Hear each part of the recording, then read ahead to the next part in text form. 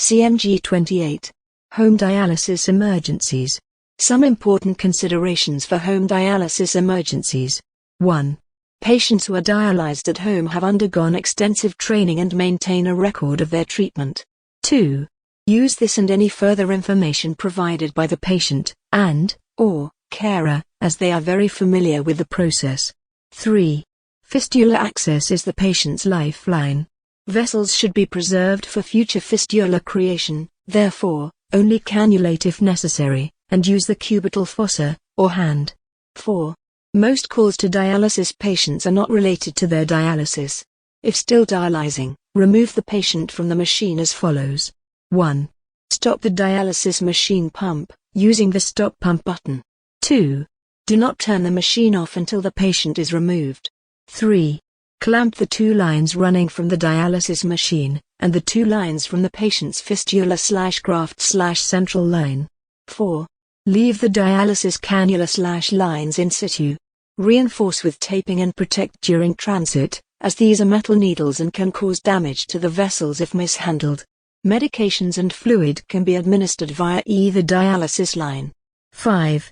If cannula removal is essential, remember there is a high flow in access, 1000 ml per minute, so use a protective mask and goggles. Moderate digital pressure is needed on the exit site for 10 to 15 minutes. Using dialysis central venous catheter. 1. Identified by yellow connector hubs in the absence of a fistula/graft. 2. If still in situ, you may use either line to administer fluid and/or medication using a Luer-Lock syringe connected directly to the yellow cap. Never use a needle for access. Do not remove yellow hubs. 3. Ensure aseptic technique. Clean hub for 15 seconds with an alcohol swab and allow to dry for 30 seconds prior to each new syringe attachment. 4. Always pirate 5 ml from the line, and discard, prior to first use. 5. Flush the line after each dose, with 10 ml of normal saline. Using fistula/graft cannula. 1. Identified by removable caps in the presence of a fistula/graft. 2.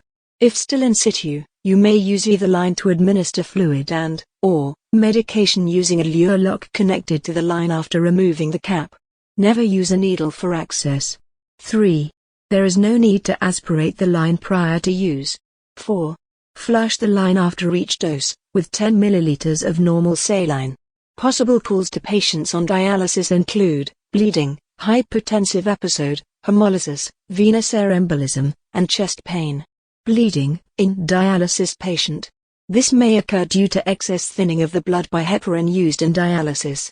Heparin has a half-life of 92 minutes. Treatment for bleeding in dialysis patients. 1.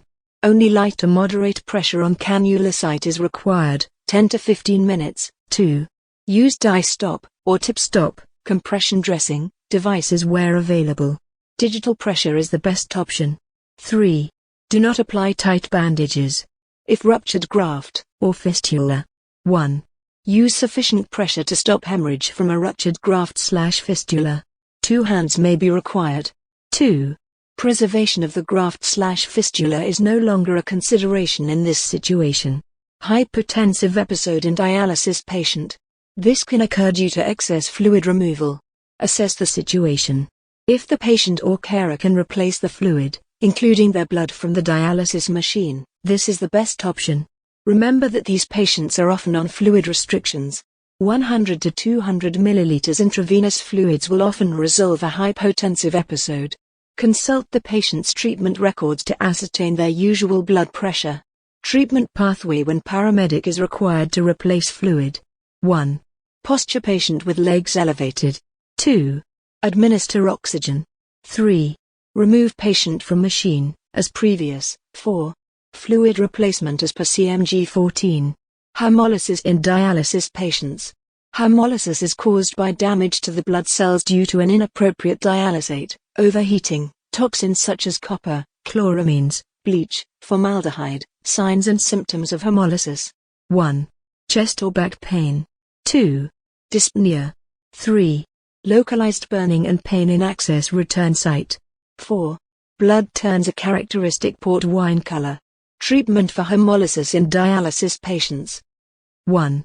Stop dialysis and disconnect patient, as previous. 2. Treat symptomatically, as per appropriate CMG. For example, cardiac arrhythmias, respiratory distress, suspected ACS, etc. 3. Fluid replacement if indicated, as per CMG14. Treatment for venous air embolism in dialysis patients. 1. Suspect if there is air in the venous, blue line. 2.